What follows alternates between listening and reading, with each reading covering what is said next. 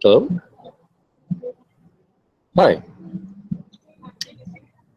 It's I can see a silhouette. So you look completely dark, but I can see that there's a head shape.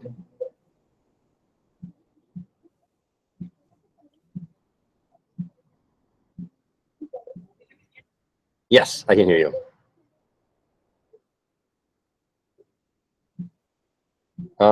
Nothing's covering the camera. The lighting is okay. Huh. Right.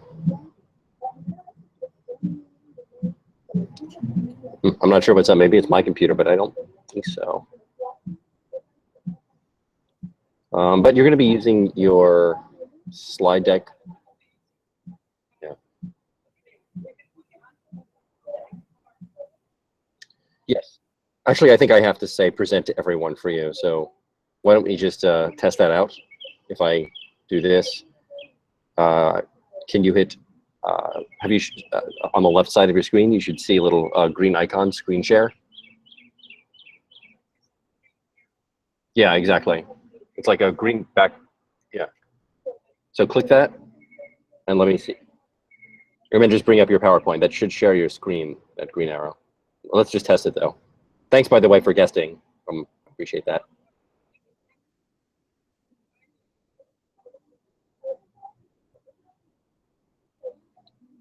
All right. Did you hit the green arrow?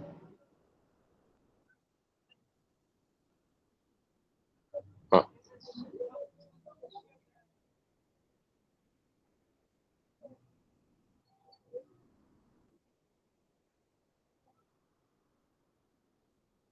You should get a pop-up. Right, yep, I see it. There we go.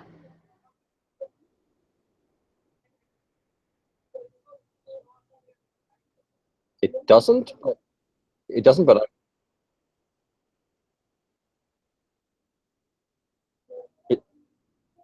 yes, now I'm wondering if that might just be because we're not live yet. I'm not sure, because that doesn't make sense. Obviously, it's not going through a camera. Hopefully that'll clear up.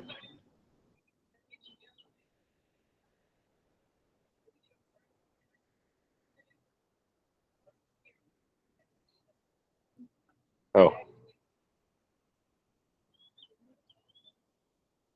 Well, so I'm at Starbucks right now because that's actually the best internet I know. It's better than my home internet. Provided.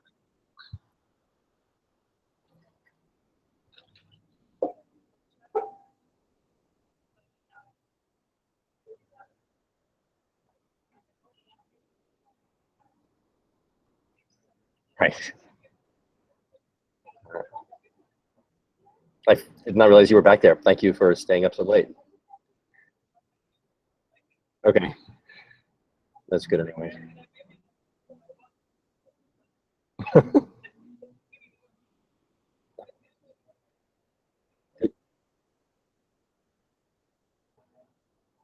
All right. All right, cool. Well, I think that I am going to go live now because it's 7 o'clock. I'm my time.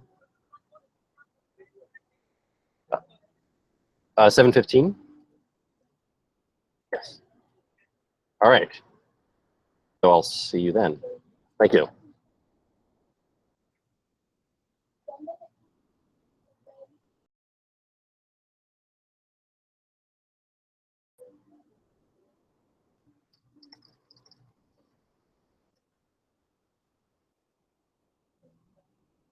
All right, we are live. I'm hoping this is working. I haven't actually done a live broadcast as a host before. So hopefully this is working for everyone. I don't actually see anybody here, but if you want, you can chat me in Slack if something is going wrong, and I'll see if I can fix it. Welcome to our comment session for the Synopsis Ancient Literature course on Julius Caesar. We have an exciting program today.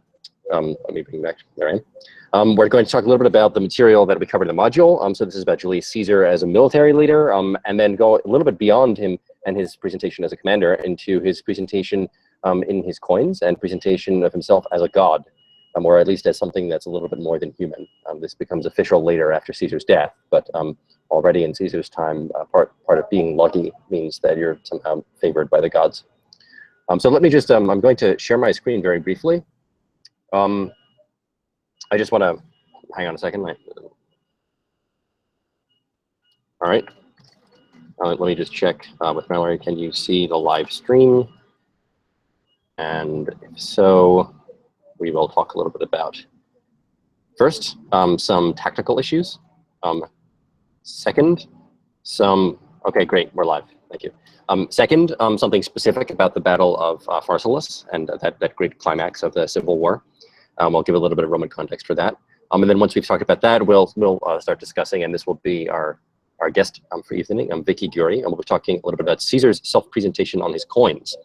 In our material in the module, we talked about Caesar's self-presentation in text, which is very important, but philologists like me will sometimes forget how important the rest of the world is and how important especially combinations of physical objects and text like coins can be. So let's very briefly start talking a little bit about the way that you as a military commander might think about leadership. Briefly, if you remember, earlier this semester we had talked about Spartan leadership and Spartan military leadership, and particularly flexibility on the field. At that point, I talked about, briefly introduced the notion of the OODA loop, the observe, orient, decide, act cycle that this American Air Force Colonel John Boyd had developed. Very exciting concept, very widely applied in lots of different domains. And it has been particularly treated by scholars of Alexander the Great as something that Alexander was excellent at. Now Caesar was, of course, inspired by Alexander the Great. Perhaps he felt cowed by the fact that Alexander had conquered as much as he did, as young as he was. And Caesar was not one of these just merely youthful successes. This may be partly because he was, when he was very young, afraid for his life under threat from Sulla. But once he enters the field, once he becomes a general, and perhaps also as a politician, he seems to be very good at reorienting himself depending on what the enemy is doing. So he can see what's going on, change things quickly as needed, and do so in a way that somehow keeps his men inspired. And one thing that I'm going to argue here is that Caesar, at least the way he presents himself, connects those ideas. The idea that he is a great commander who can understand the battlefield as it's changing. He's smarter than the enemy. He can think more quickly than the enemy. But also he thinks that he's successful in battle only because his men also take initiative, can move quickly, can jump out and do things on their own that Pompey's men, his enemies, can't do. So let's just give a tiny bit of background on the way that you might think about the military situation, where you have an enemy who's smart, you have an enemy who is trying to kill you, and in many cases, this is especially true that this becomes an issue at the Battle of Pharsalus too. In many cases, you don't really have any kind of recourse. You've burned your ships, you have no backup. You're going to attack or die. To give you a little bit of background, we had talked about two ways of thinking about war in general, the Clausewitzian and the Eumenian, you might call it. If you remember, von Clausewitz was the German, the Prussian, who thought that, among other things, the most important elements of war were probably not merely the technical. The technical is important, but it's not the most important. He followed Napoleon in this. And as I argued in the module, he followed Caesar in this also. And then the second of these great 19th century military theorists was Antoine-Henri de Jomini, who thought not that morale was unimportant, but rather liked to draw pictures of things. So when we study Roman history, when we look at the history of battle, we often do look at pictures of things. We look at diagrams, simplifications. And I am going to share my screen and show you a diagram, if you can see that. Whoa, that's kind of cool. All right. Hopefully you can now see an actual diagram. This is not a Caesarian battle. This is an older battle, but it represents a simplification of one of the most famous battles in history, one of the most popular and successful applications of tactics by the enemy of Rome, the Carthaginian general Hannibal. This was the most bloody day in military history for probably millennia. And the way that what this is representing here is that this is the end of the beginning of the end of the disaster. What we're trying to see in this diagram is the Carthaginian line I hope you can see my cursor, but this is the curved blue line. That's being curved backwards. It started out straight, but it's being pushed backwards in the middle by the Roman forces, which are more massed, more concentrated, while the edges of the Carthaginian forces, these little boxes here, are remaining in place. Now, what this does is apparently it gives the people who are advancing in the middle, the Romans in this case, a sense that they're winning. They're pushing back the enemy line. The enemy line is surely stretching. It's getting longer because it's on the edge of this curve, and surely it's going to break. But what instead happens is the Carthaginians, under Hannibal's leadership, let this keep going, and then these little wings squeeze back and encircle the enemy and completely defeat the enemy. They slaughter perhaps 80,000 Romans, and leave the city of Rome pretty much vulnerable to the Carthaginian army if they had siege equipment, which they were not particularly good at. But this was a colossal disaster, and what you see in the diagram makes it very easy to understand the notion of encirclement. Again, we're at the halfway point here. But when you're on the field in one of these lines, it's much harder. Again, you kind of feel like, oh, I'm pushing forward. I don't think of myself from this sort of bird's eye or God's eye view. That's a famous battle with a relatively simple but extremely difficult to execute exactly right tactic. You can see, you can think, if this line doesn't hold, if it stretches too thin, then you don't have any encirclement at all. But we can see again at another level. This is before the Battle of Pharsalus started, another simplification of the situation. Roughly speaking, we have an army of Pompey and an army of Caesar, and the infantry lines are matched up in fairly straight order, and the cavalry with significantly different sizes are also matched up. The cavalry that's on Caesar's right corresponds to the cavalry on Pompey's left. We won't go into too much detail about what goes on here, but the way that Caesar narrates this, at least, does involve two things in particular. One is the decision to fight in the first place, on which he thinks he's better than Pompey. And the other is what happens during the course of the battle, on which he thinks that he's more clever than Pompey, but also his men take more initiative than Pompey's men. This involves basically a retreat, which is effectively a feint, which results in an ambush. And Pompey's army, in short, with having been maybe twice the size, or in Caesar's account, even more than twice the size of Caesar's, Pompey's army is utterly defeated, and Pompey has to run away, terrified in disguise, and eventually gets killed, not by Caesar. This is not capturing that moment, that sort of decisive, or we're almost at the decisive moment here in this picture. This is capturing the preparation for it and some movements that took place afterwards. But one thing you can notice immediately, you've got these little arrows over here, right, that shows Caesar's lines. This tiny little thing represents the crucial point that Caesar makes in one of the readings we had for this module, which is that Pompey figured, let's not attack, because we have to preserve our men's energy, right? And then Caesar figured, well, if you don't attack, if you try to preserve the men's energy, then you're not going to take advantage of the battle fire, that enthusiasm that's inborn into humans, that will allow them to win. So Caesar, in other words, says you're not really seeing the psychology with these little lines over here, but Caesar thinks that is essential, that somehow Caesar is excellent at taking advantage of the men's ability to, or desire to fight and to kill, whereas Pompey is thinking only of his resources as if they were just like money, almost, like a finite amount of energy in warriors that might run out.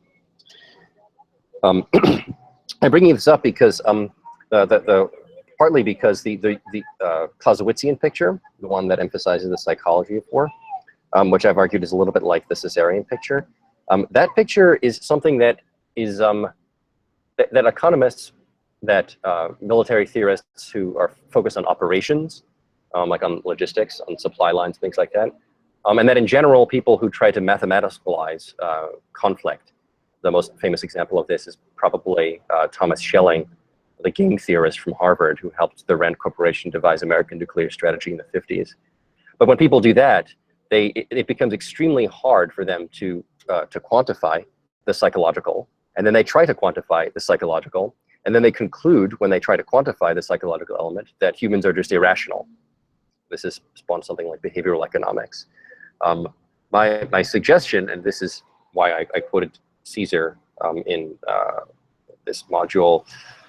At the top, to quote his critique of Pompey, is that Caesar actually understood, this is a key phrase here, that part of being rational in combat when you have an enemy is to understand that ardor and enthusiasm that's inflamed by eagerness for battle. Because if you notice in this critique that Caesar gives of Pompey, he says that Pompey acted when he didn't try to inflame his men without reason, nulla ratione, or irrationally, as I translated it here.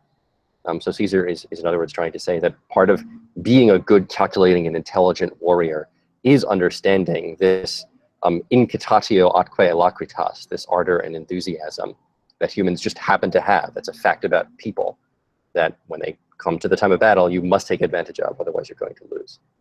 This is not true for wealth, for gold. You can let your gold sit and it won't go bad. This is one of the reasons why coins, I think, are actually an excellent way to store value, because they don't rot, unlike something like grain. But Caesar is suggesting men, or humans, but for warriors, in this time it's mostly men, they do kind of rot before battle. They get tired, they lose their incitatio atque alacritas. So one of the ways that Caesar thinks he's actually very good is he knows exactly when and at what speed to use human beings' minds and energy and emotions to win a battle. But he also is interested in more permanent records and self-projections and acts of leadership. The texts, the commentari, are themselves possibly intended not just for an immediate audience, but for self-glorification to posterity. And then, of course, what we're going to talk about in a minute are these other physical objects that Caesar created, coins that he created, that are still around. And in fact, many of them are so common that they're not even, Vicky can correct me on this, but some of them aren't even worth all that much because he minted so many of them, and so many of them have survived. So with that move from the finite and the getting the exact moment right, for which the Greek word is kairos, that Caesar seems so good about, we'll move to the eternal and the unrotting, the coinage, which Caesar also seems to be quite conscious about. And at this point, I will then turn over the display, after our infinite mirror thing, to Dr. Victoria Gyuri, who will talk about Caesar's coins. Are you ready?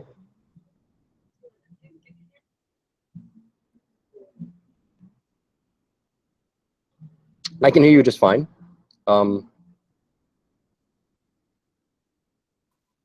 Yes. Okay. You, I believe, are live. Yes, okay. Wait, So, how do I get the PowerPoint? You can just bring it up like you did before. Yeah.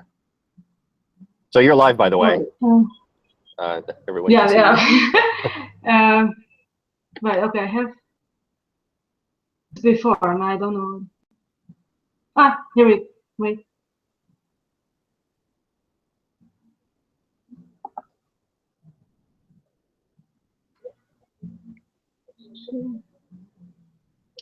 There we go. Is it on now? Yes, I can see the PowerPoint just fine. Okay, then I'll start. And should I tell you when to move it to the next slide, or I don't? Oh no, you're actually controlling it. So we see your screen right now. Okay, so if you want, I can share it instead. Oh, click on slideshow at the top of your screen. Slideshow, yeah, slideshow of this screen or the PowerPoint I have. The PowerPoint. The PowerPoint. Okay, and hold on. This is. Yep. And then from beginning. Yep. Okay, so I don't have to do anything else. Just move it when I. Okay. So yes, if you hit. Yeah, I'll just check. Okay, so it's working now. So if you hit from beginning, you have to hit from beginning, then you can advance it yourself. Right, from beginning, right, like this. Yes, exactly. And then near the top left, this is like underneath the orange-red file tab, there's an icon that says from beginning. Just click that, and then you'll see it full screen. But if you prefer to not see it full screen, that's fine too. Yeah. Now, where's the yellow tab? Top left, it's orange or red. Yeah. So I can. If you click that, it'll go full screen.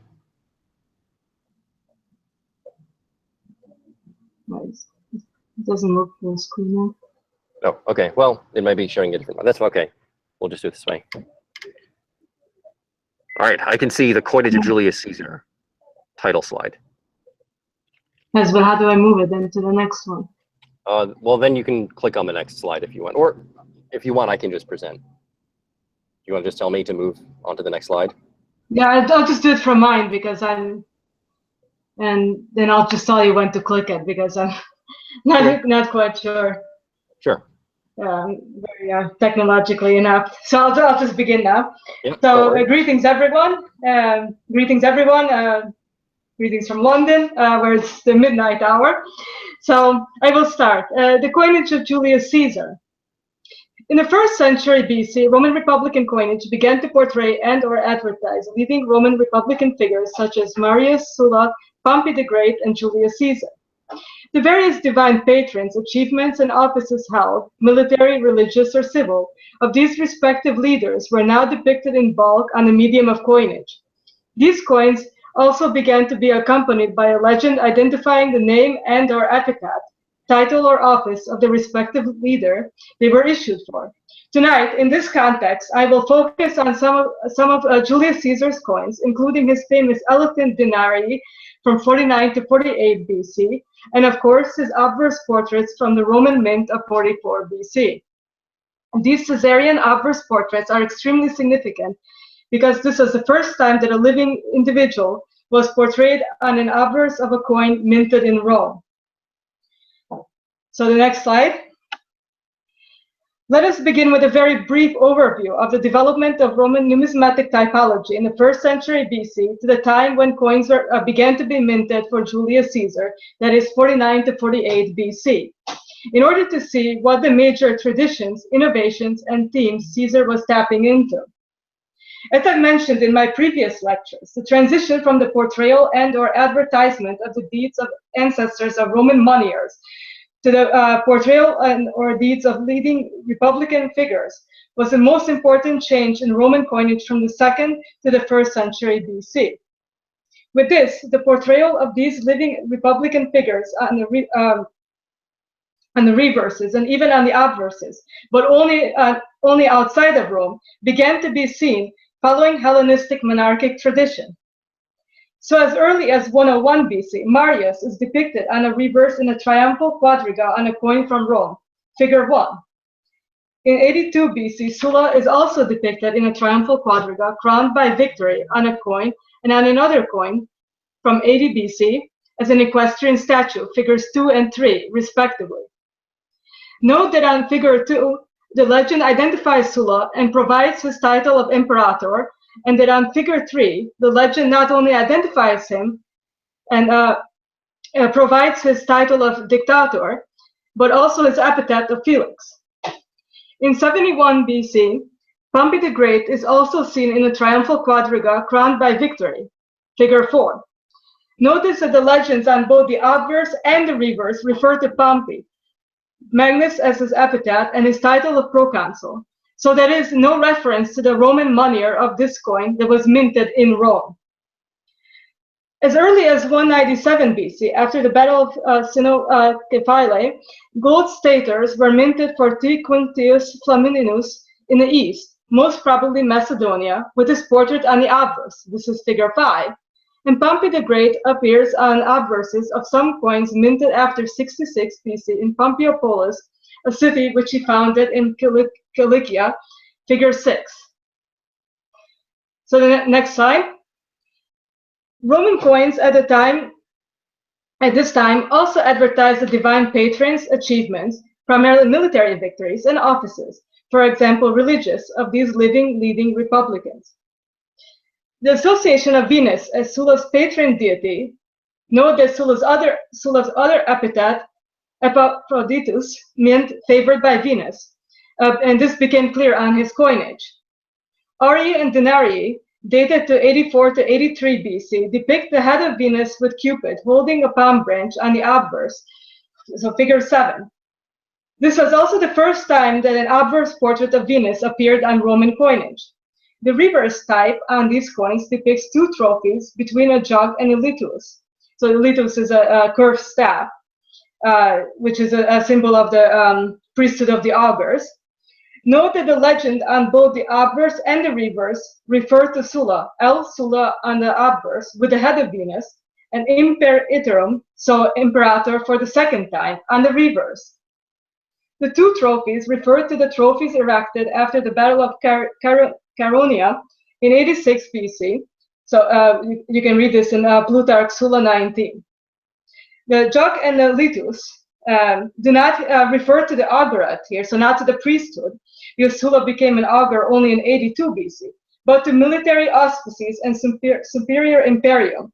So the litus, or the curved staff, is a common symbol of military imperium in the late Republic, and you can see this on a lot of other coins and also in art, other works of art.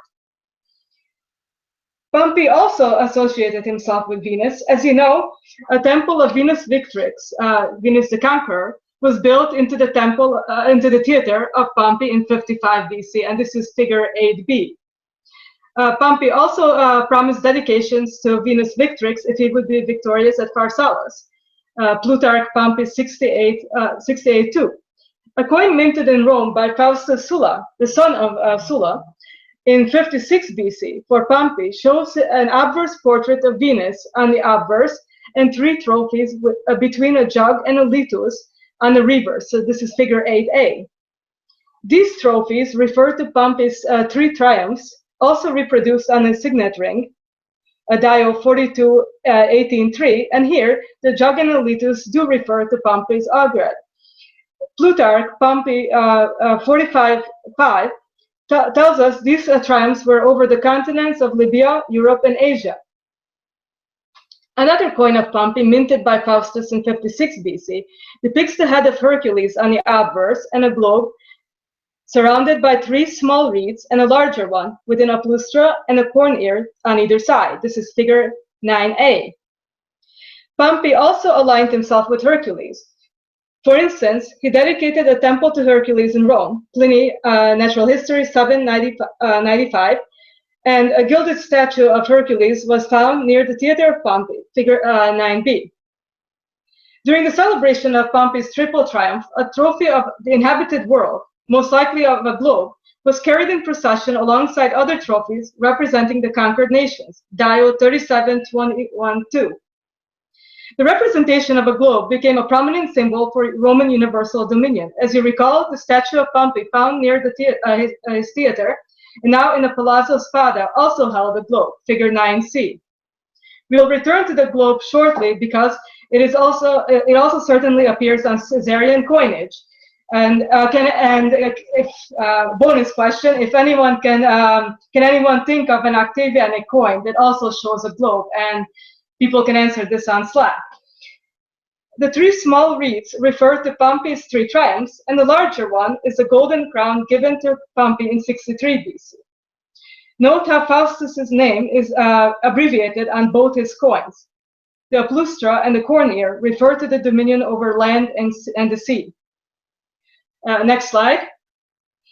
Now, with this background in mind, let's turn to Julius Caesar's coins.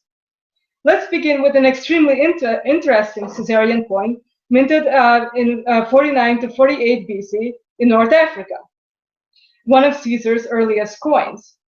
The coin depicts the symbols. So this is figure 10. The symbols, the simpulum, the aspergillum, axe, and apex. So symbols of the priesthood of the pontificate. Caesar became Pontifex Maximus in 63 BC. And this is on the obverse, and on the reverse is an elephant stepping on a snake with a simple legend, Caesar, on the reverse.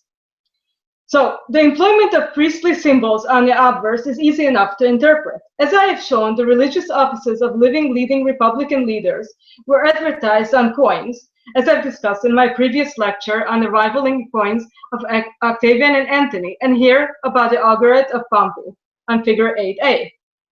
Even the priestly offices of living Roman moneyers were depicted, such as on figure 11, dated to 69 BC, which shows the symbols of the pontificate held by the moneyer P. Sulpicius Galba in that same year. Notice that the head of Vesta appears on the obverse of figure 11. Later, Caesarian coins dated to 47 and 46 BC promote not only his pontificate, but also his augurate, figures 12a and b.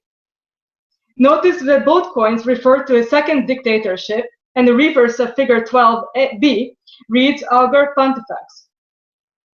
There is more than meets the eye when we examine the Caesarian elephant reverse in more detail. The symbolism is much richer than what Michael Crawford suggests in his catalog, Roman Republican Coinage. That is, quote, it intended to symbolize victory over evil, unquote. First of all, as I've mentioned in my previous lecture on the Hellenistic monarchic tradition, Alexander the Great was seen wearing an elephant scalp headdress and riding in an elephant-drawn chariot, so to appear like Dionysus, and this is figures 13a and b. We know that Pompey the Great desired to be a new Alexander, and in fact, from Plutarch, Pompey 14, we learned that Pompey attempted to enter Rome after his first triumph in 81 BC in an elephant-drawn quadriga, but was unsuccessful. No doubt, Julius Caesar was also influenced by Alexander the Great. For instance, in Suetonius, Julius Caesar 7, we learned that when Caesar was in Spain, he saw a statue of Alexander, and upon reflecting about Alexander's achievements at such a young age and his own, he returned immediately to Rome in order to seize greater opportunities. Secondly, the family emblem of the Caecilii Metelli was an elephant. This is important because Pompey's father-in-law was Q. Caecilius Metellus Pius Scipio Nascia. In fact, Scipio Nascia minted a reverse type in 47 to 46 BC, and this is figure 14, that depicted an elephant. In 1 BC, Scipio Nascia's adoptive father, Q. Caecilius Metellus Pius, issued a reverse type depicting an elephant, figure 15a. And what is more, a reverse type with augural symbols, the jug and the litus, figure 15b. The elephant and the snake are age-old enemies. Thus, this coin of Julius Caesar is another example of how rivals employed similar iconography in the attempt to outdo one another, and again shows how coins, especially in this time period, cannot be studied in isolation. Next slide. Can I ask you a quick question? Can you say a little bit more about the Scipios here, their background and also their role at present, and particularly between Caesar and Pompey? So you mentioned the family connection. I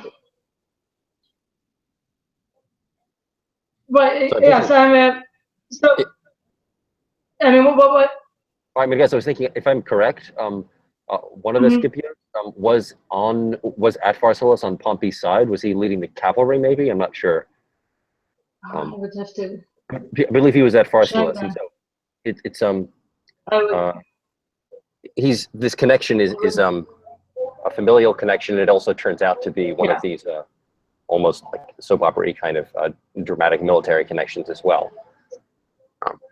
I don't actually know. I would have to. Yeah, I should look up. I think he was leading the cavalry. But anyway, go ahead. I'm sorry to interrupt. No, it's fine. I know that I will send as well. I was going to mention that there's a very good article on devoted just to the elephant coin, and also one rather recent article from 2008 that I will upload to Slack, and I can send also some articles on the coins of the Metelli. There's one. I mean, it's not as recent, but still one of the standard articles, and I will upload it after this. Cool. Along with some other articles that I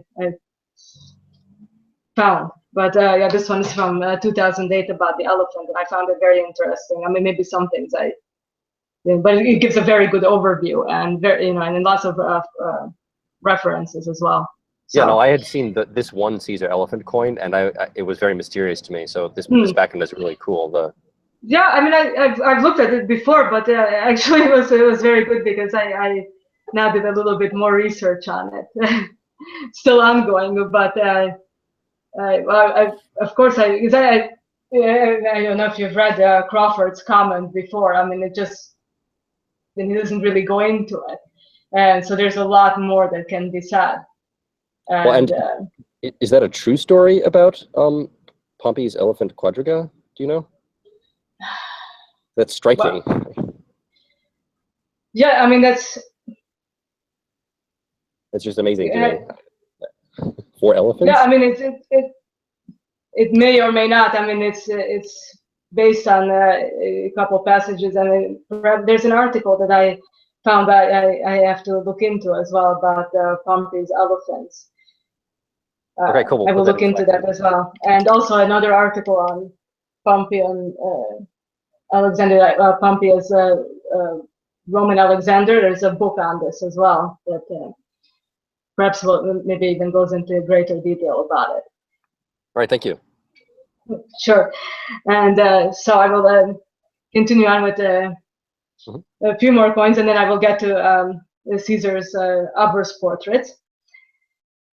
So next slide. In much the same way, a Caesarian coin type from 48 BC can be interpreted in the same way. So this is figure 16A and B. The reverse shows Victory holding a caduceus and a trophy of Gallic arms over her left shoulder. This rivals a Pompeian coin type from 52 BC that shows Victory holding 4 reeds. This is figure 16B. Just as we've seen reference to Pompey's triple triumph on figures 8 and 9, Caesar's Gallic campaign is also advertised on his coins from around 48 to 45 BC, most commonly through the depiction of a freestanding trophy with a Gallic shield and carnix, which a carnix is a trumpet, or such a trophy with a Gallic captive. So this is figure 17A and B. So you see some different depictions of a trophy and the Gallic captives. The Gallic captives can also appear on the obverse of some coins, both the male and female Gallic captive. But these are just 2 examples that I pulled up. Moreover, references to Caesar's other triumphs are also certainly made on coinage. For instance, his triumph at the Battle of Thapsus in 46 BC is commemorated by depictions of a globe. Coins of T. Carisius, dated to 46 BC, show a globe, a cornucopia, a scepter, and a rudder, so figure 18. The statue of Caesar that was dedicated on the Capitol by the Senate after his victory over Thapsus in 46 BC depicted Caesar standing next to a globe or with the globe under his foot. So there are 2 passages, Dio 43, 14:6, and 43, 21:2. So there's some discrepancy, and I think Weinstock goes into it in quite some detail, and of course Alfrodi. So I can pull up the references for that as well. Continuing on, his triumph at the Battle of Munda in 45 BC was commemorated by an issue of bronze coins dated to the autumn of 45 BC, depicting a winged Victory on the obverse and Minerva walking with a trophy over one shoulder and holding a shield decorated with a gorgon in the other, and a snake at her foot. This is figure 19. So on to the next slide, we've reached probably what is known Caesar's most well-known, or should I say most controversial coins. And these coins were issued by the Roman mint in 44 BC by 4 Roman moneyers. Matthias, L. Aemilius Bucca, P. Sepulius Macer, and C. Costutius Maridianus, which depict Caesar's portrait on the obverse, with a legend identifying him and his varying titles, and I will get into that later. And the reverse depicts the figure of Venus standing, holding the spear in one hand and Victory in the other, with the legends of the varying moneyers who minted these coins. And to give an example, figure 20 is a coin of Matthias, dated to January, February of 44. What is, of course, most talked about all these coin series is that this was the first time a living individual was portrayed on the obverse of a coin minted in Rome. And what is most debated, especially among numismatists, is that is the chronology. So the varying titles given to Caesar throughout the coin series. And for instance, you have Andras Alfildi and Colin Cray, Crawford arguing, and right now Crawford's dating is the most accepted, and that is in Roman Republican coinage, his catalog. And also Sears, History of the Roman Imperators, another catalog, and I can give the references for that as well, but that is not the standard dating. So I will begin with the iconography and then move on to chronology. First of all, the obverse portrayal of Julius Caesar is the natural development of the depictions of living individuals on Hellenistic and late Republican coins that I've been discussing and showing you throughout my lectures. It should. You haven't. Are you going to mention the Venus coin?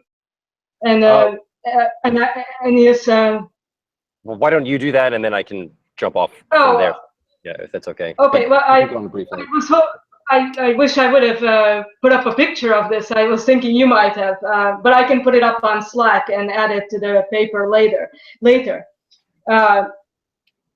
But there's an earlier coin type that shows Venus on the obverse and Aeneas carrying Anchises, and Aeneas is also holding a palladium. So a lot of Caesar's coins refer to Venus, and it comes as no surprise because Venus is his ancestral patron deity.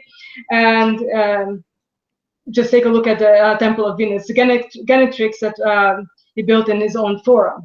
And so I think I will add later when I send this paper out a little bit on this, because I thought you might be talking about it. So I wasn't sure. I didn't want to do much overlap. So I just did a little Is this summary. the one? This is the one, correct? Yeah. Let me see. Just a second. So this is Julius Caesar, and we've got Aeneas and then Anchises. Is that right? Yeah, Aeneas and carrying Anchises and then holding the palladium. Mm-hmm. This one, yeah. Yeah. So. Anyway. And it's interesting because this coin portrays the palladium while some of the other representations don't. So. Which signifies. I mean, I have thoughts on this, but.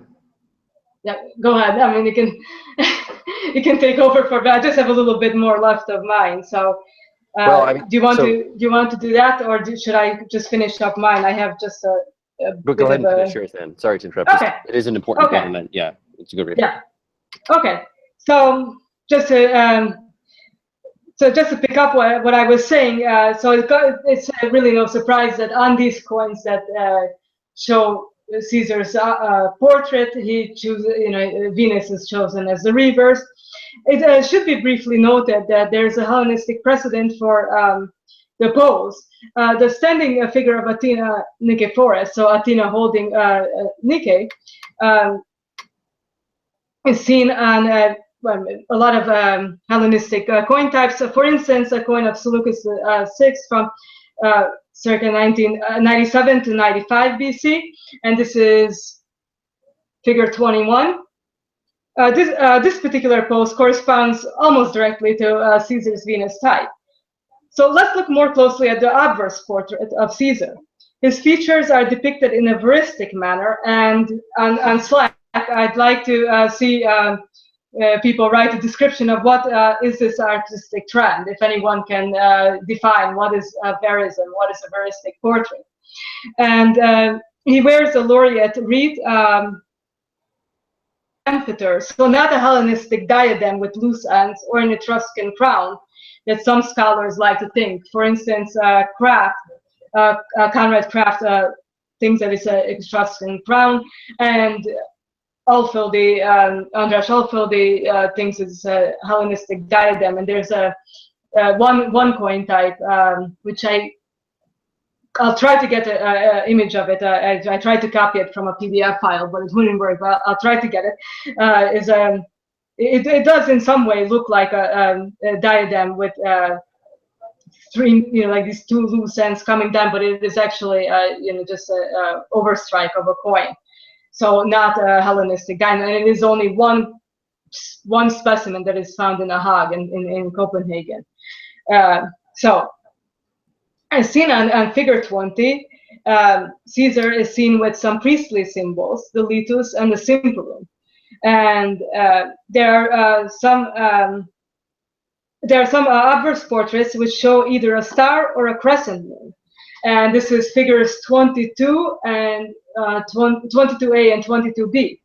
So these are particularly interesting because the coins of Aemilius Bucca sometimes depict a crescent moon instead of the litus or litus and cimpolium, and also the coins of Cepilius Macer depict an image of a star, so for the sun. And these coins were minted obviously before Caesar's imminent Parthian campaign, and so this was all in advance of him obviously being assassinated. He was planning a Parthian campaign. What is most interesting about these coins is that there are contemporaneous Parthian coins that depict the same exact symbols. Coins that show Orodes II, so figure 22C, portray a crescent moon and behind his bust and two stars. So the Parthian king was known as the brother of the moon and the sun. So thus in turn, these Caesarian coins exemplify the Roman employment of cosmic imagery to refer to Parthia, so in reference to a successful Roman campaign against the East.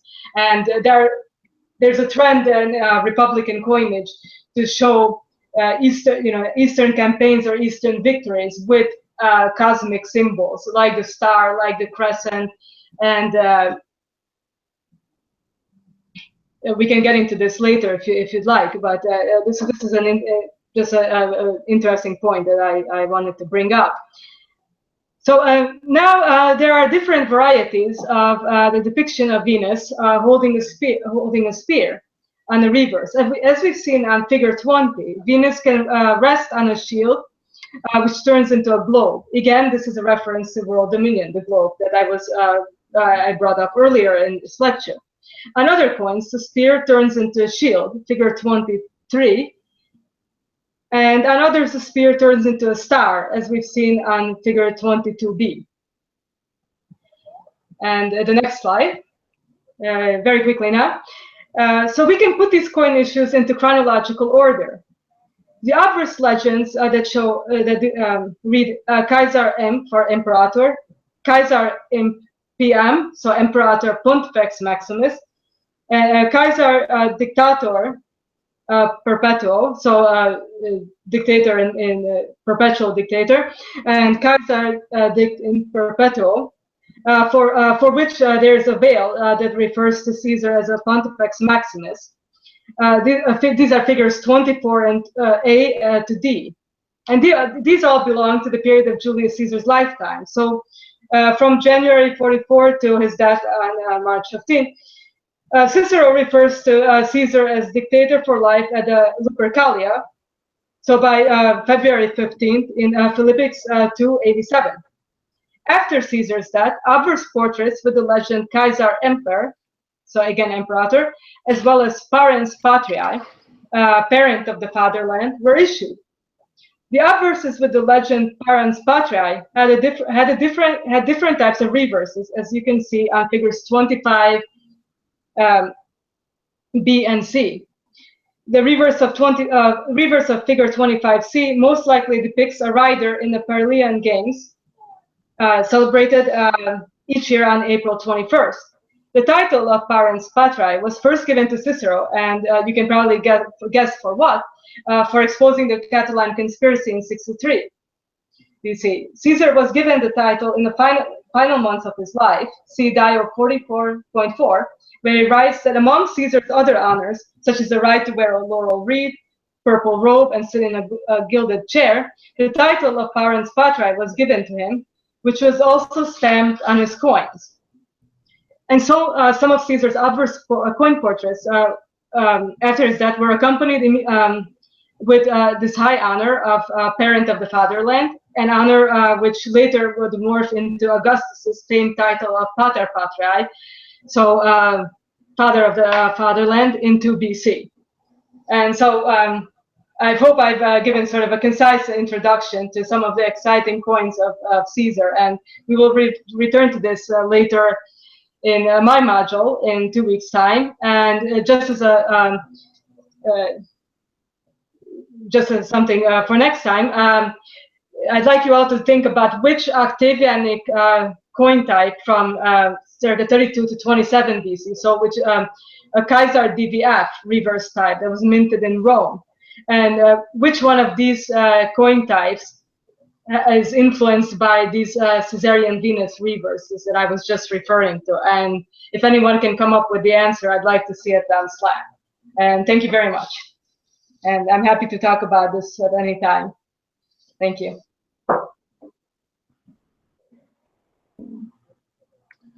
All right. Yeah. Let me see. I just found out. I apologize for that. I guess nobody saw the slides. I will add it onto Slack. Right. Okay. Yeah, I'll do that right now. All right. No, that's my fault. I apologize for that. No problem. All right. All right. Yeah. Thank you for that presentation. I guess if you put it on Slack, I'll add some notes about that later on. Yeah, of course. I will do it right now. But articles that I mentioned. Yes. They disappeared at some point. All right. All right. A couple of things then to think about, I think, in this context. Let me just see if I can actually get the slides up this time. All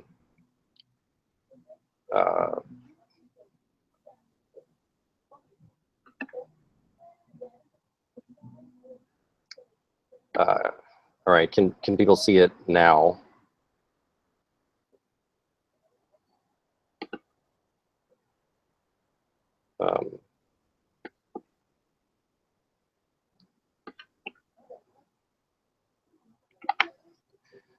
If you can see this, yes, you can. Oh, man. All right. I think I know what happened. It has to do with the multiple screens thing. And that's because I'm not used to Mac, so sorry about that. Well, I will then very briefly go to the end of these so you can see the last set of the coins, which you had gone through in chronological order. One thing I wanted to just especially point out that I thought was super cool was the one that's a little bit harder to imagine, the one with the stars. So if you can see my screen now, these last, right, we've got, this is the Parthian coin with the 2 stars and a moon, and then Caesar with his star and his crescent moon as he planned to invade Persia in what would have been some sort of like incredibly terrifyingly huge change in history. One other thing I think that's important when we talk about Caesar here is obviously you already mentioned the depiction of a living human being, right, and how this is controversial because this seems like a strange, like an impressive thing to do for a Roman. We should remember also, and I think you guys are aware of this, that as soon as Caesar died, supposedly, as soon as he died, people were worshiping him as a god, and he was actually declared a god by Augustus, and Augustus gave himself the title Son of God, or Octavian before he was Augustus, Dei Filius, which became then something that all Roman emperors ended up doing for themselves later anyway. This idea that you can become a god because you were so great on earth is, I don't know if that's actually, obviously that's not implied by being depicted on a coin in your lifetime, but it is impressive that you should be on the coin in your lifetime as a Roman, especially if you're pretending not to be a king. So can you say a little bit more, maybe, Vicky, about the significance of